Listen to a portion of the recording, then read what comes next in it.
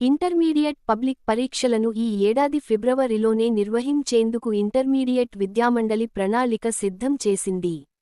ఇప్పటివరకు మార్చిలో పరీక్షలు నిర్వహిస్తుండగా, ఈసారి సీబీఎస్ఈతో పాటు ఫిబ్రవరిలోనే నిర్వహించాలని నిర్ణయించింది. ఏప్రిల్లో తరగతులు నిర్వహించేందుకు ముందుగానే పరీక్షలు పూర్తవుతాయి. పరీక్షల విధానంలోనూ మార్పులు జరిగాయి. మొదట సైన్స్ విద్యార్థులకు గ్రూపు సబ్జెక్టులతో పరీక్షలు ప్రారంభమవుతాయి. రోజుకు ఒక్క సబ్జెక్టు పరీక్షే ఉంటుంది. గతంలో ఎంపీసీ అభ్యర్థులకు ఏదైనా సబ్జెక్టు పరీక్ష ఉన్నప్పుడు అదే రోజు బైపీసీ, ఆర్ట్స్ గ్రూపుల వారికి ఇతర సబ్జెక్టులకు పరీక్షలు నిర్వహించేవారు.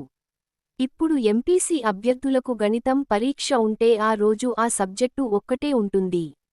ఎంవైపీసీ గ్రూపును తీసుకురావడంతో ఎంపీసీ విద్యార్థులు జీవశాస్త్రం చదివే అవకాశం వచ్చింది.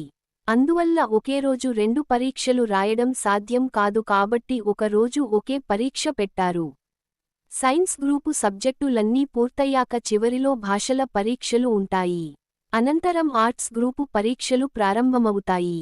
ప్రాక్టికల్ పరీక్షలను జనవరి చివరిలో నిర్వహించాలా, లేదంటే రాత పరీక్షలు పూర్తయ్యాక నిర్వహించాలా అనేదానిపై నిర్ణయం తీసుకోవాల్సి ఉంది.